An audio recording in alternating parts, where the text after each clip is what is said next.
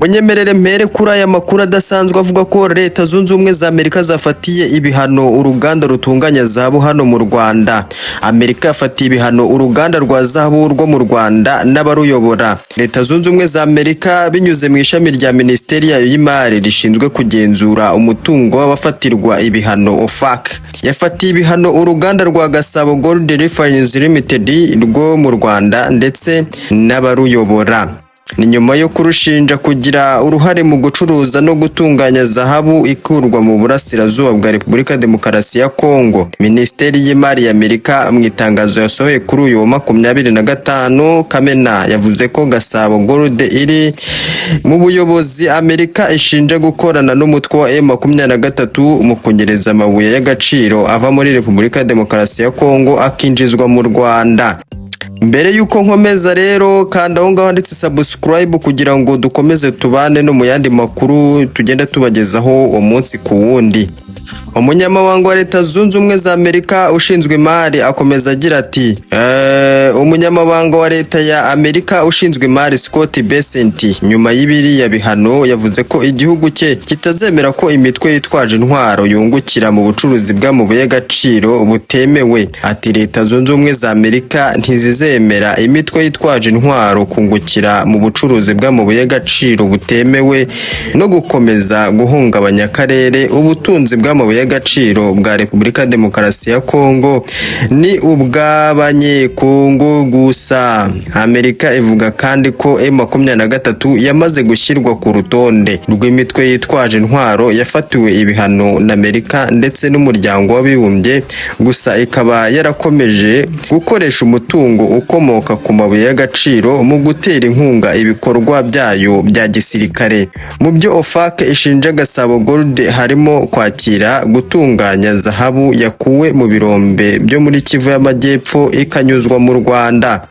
Washington inavuga ko nyuma y'uko zahabu ikuwe mu bice bigenzurwa na M23 ijyanwa mu karere ka Rusizi mbere yo koherezwa i Kigali aho itunganyirizwa muri Gasabo Gold. Amerika ivuga kandi ko mu ntangiriro za 2026 nibura ibiro 60 bya zahabu bifite agaciro ka miliyoni z'amadolari byanyujijwe muri uwo muyoboro. Baba we uru ruganda ntibaruhombeje. Usibye Gasabo Gold Refineries Limited, ibihano byanafatiwe Jean-Marc Karima usanzwe ari perezida wa ruriya ruganda na Bosco Kayobotsi usanzwe ari umuyobozi mukuru warwo. Karima yanashyiriweho ibihano kubera andi masosiyete y'ubucuruzi bw'amabuye y'agaciro agenzura arimo Bugambira Mine Limited, Wolfram Mining and Process Limited na Rwinkwavu Mining Corporation Limited nayo yahise ishyirwa ku rutonde rw'abafatirwa ibihano. Amerika yanavuze ko ibi bihano bije mu rwego rwo gushyigikira ishyirwa mu bikorwa ry'amasezerano ya Washington hagati y'u Rwanda na Repubulika Demokarasi ya Kongo agamije amahoro n'iterambere ry'ubukungu mu karere.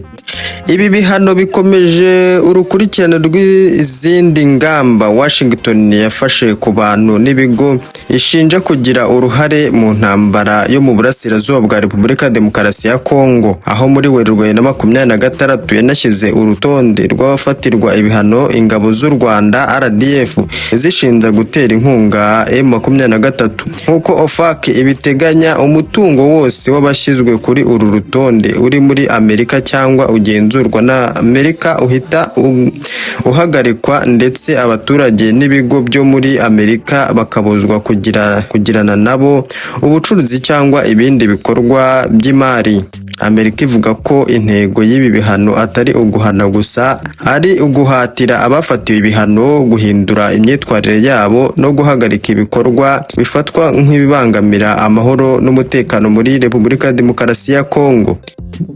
Nyamara Amerika irakomeza kujya ibafatira ibihano, niko uyu atubwiye muri comment. Ariko n'abandi mushaka kurikira icyo mubivugaho wakwandika muri comment yawe cyangwa muri comment section yawe ukatubwira uko wumva iby'ibi bihano Amerika irirwa ifata hirya no hino ku isi. Amerika yafashe ibihano muri Kongo, yafashe ibihano mu Rwanda, yabifashe muri Iran, yabifashe muri Amerika, yabifashe. Iyo ni Leta Zunze Ubumwe za Amerika. Niba rero nawe wumva ufite igitekerezo kandi handitse comment utubwire nawe uko byumva. Niba kandi uri mushya ukandi nawe handitse subscribe kugira ngo ujye ukomeza utwumve umunsi ku wundi. Ndabashimiye cyane.